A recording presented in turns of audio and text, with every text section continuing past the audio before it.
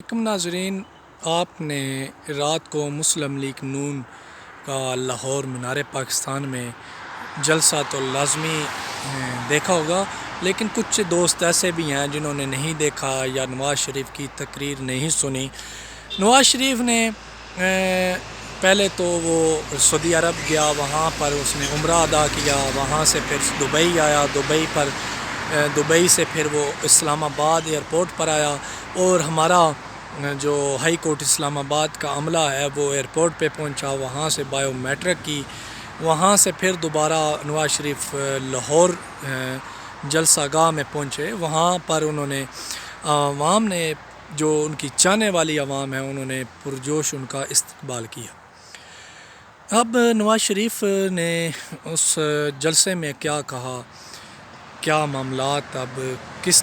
through یہ آپ دیکھیں کہ کیونکہ سب سے اب جو اس ٹائم زیادہ ووٹ ہے وہ یوتھ کا ہے، اور وہ پڑھی لکھی یوتھ ہے، وہ جانتی ہے کیا پاکستان میں معاملات چل رہے ہیں،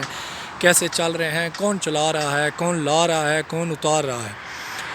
تو اس کو مد نظر رکھتے ہوئے نواز شریف نے کافی اچھی باتیں کی، ان کو جو تقریر لکھ کر دی گئی ہے اس کے حوالے سے سوچ سمجھ کر یہ چیزیں دی گئی،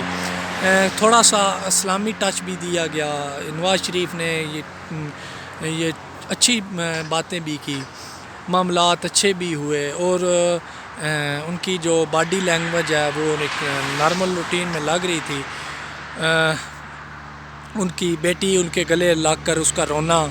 اور کیونکہ چند دنوں وہ پہلے والد صاحب کو لندن میں مل کر آئی ہوئی تھی، تو لیکن اسٹیج پر لوگوں کی، عوام کے سامنے اس کا ملنا اور رونا،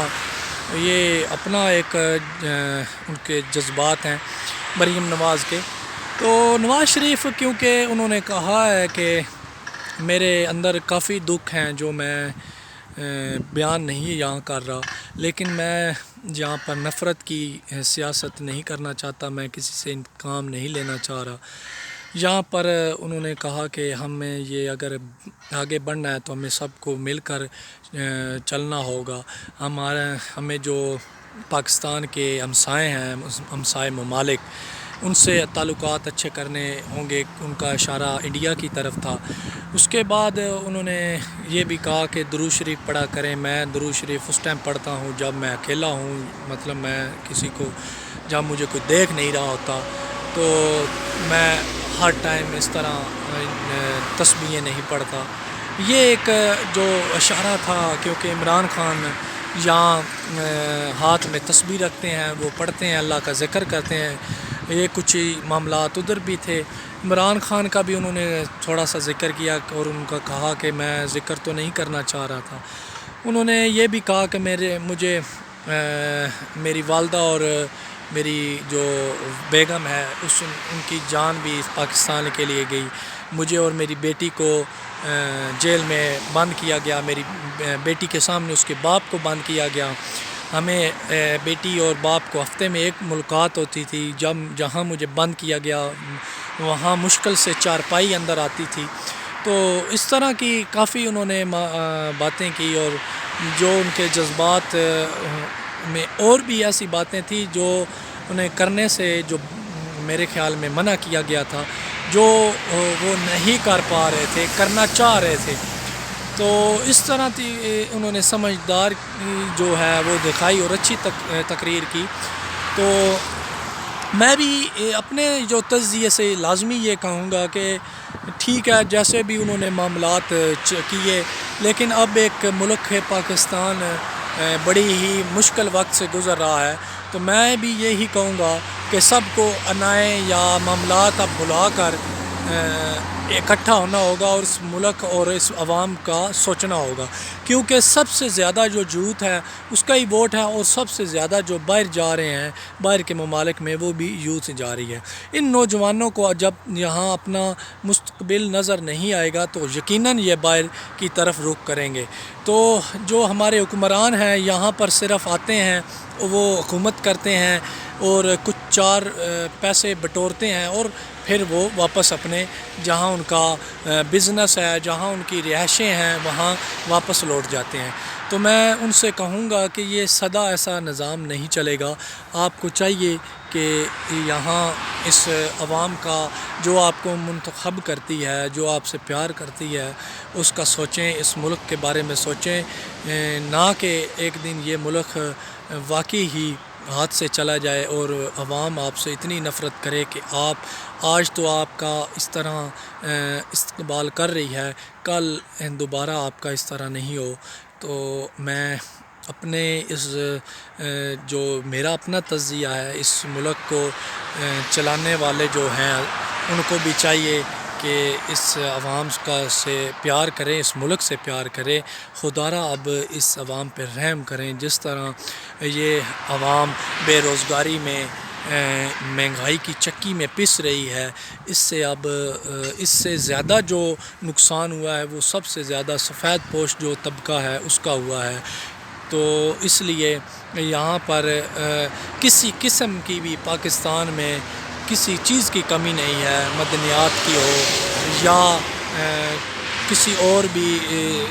مطلب ہمارے پاس چاول کی کمی نہیں ہے، چینی کی کمی نہیں ہے، گندم کی کمی نہیں ہے،